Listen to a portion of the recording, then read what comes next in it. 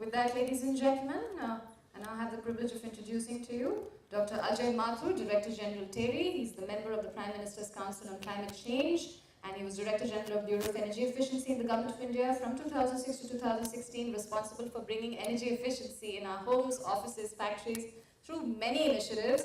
And Dr. Mathur was also early with TERI from 1986 to 2000, and that's when he headed the climate change team of World Bank in Washington, D.C. I have to say he's been a key Indian climate change negotiator. Ladies and gentlemen, a big round of applause for Dr. Ajay Mathur. Thanks. Thank you very much.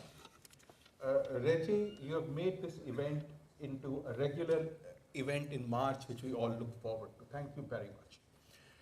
Mr. Bhalla, Ambassador Molin, Mr. Tripathi, colleagues on the dais of the dais.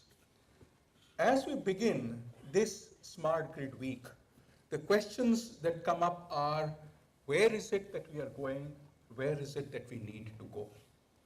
So what we did was chart out a few trends which give us an idea of where is it that the greatest need for smart grids would turn out to be. The first trend which has been noted is the global decline in the prices of renewables, and specifically solar energy and batteries, to the point where they are now competing in terms of costs with that of coal.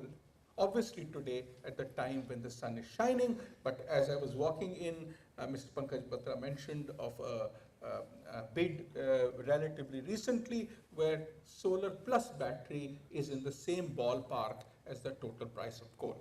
So that's one trend.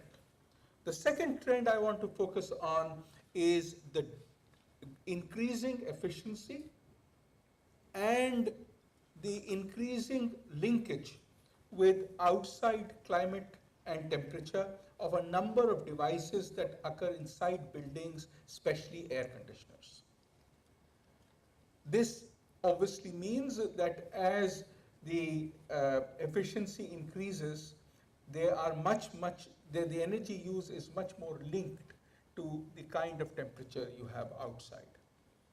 The third trend is the Government of India's push, the program to connect each household to electricity, whether through the grid or through standalone power, which the hope is that it will be completed by the end of this calendar year. As we take these three trends, what is it that comes out? I would venture to suggest that we are looking at a future in which, at least for India, the largest single growth would, in energy demand would occur because of air conditioning, even more than industry.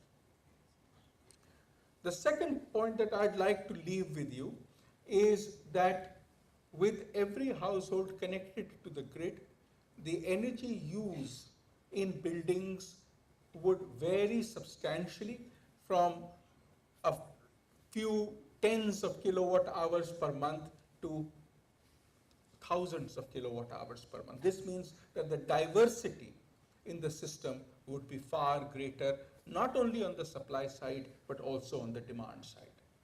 And the third point that I'd like to leave with you is that with the increasing number of renewables and the possibility of placing these in a decentralized mode, in a distributed mode, gives us the opportunity to see a lot more distributed generation. Many people call it grid-connected microgrids, but the point remains that whether it is on the rooftop or whether it is in a rural setting or in an industrial setting, we will probably see a lot more distributed generation systems which supply local needs but also connect to the grid, the point that was made earlier, not just of one or two dimensional, directional, but multi-directional flows beginning to occur. Where does this take us? If all of these things are on the anvil, then clearly their management becomes important as well. Smart grids would be used, obviously, to ensure reliability. They will also be ensured for the future in matching the intermittent supply with the fluctuating demand and adding on to it as the balancing factor, whether it is pumped hydro, whether it is batteries, storage of various kinds. The third area where I see smart grids becoming more and more important is that of buildings. Because as air conditioning increases, as more and more local grids get created, the ability to have local peaking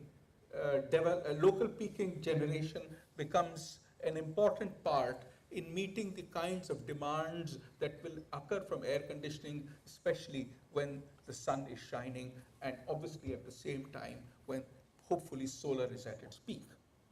But this also presents a problem, because one of the things that we are seeing in the past 3 years is that there are maxima peaks that are occurring at 11 o'clock at night, possibly when all of us switch on our air conditioning when we go to sleep.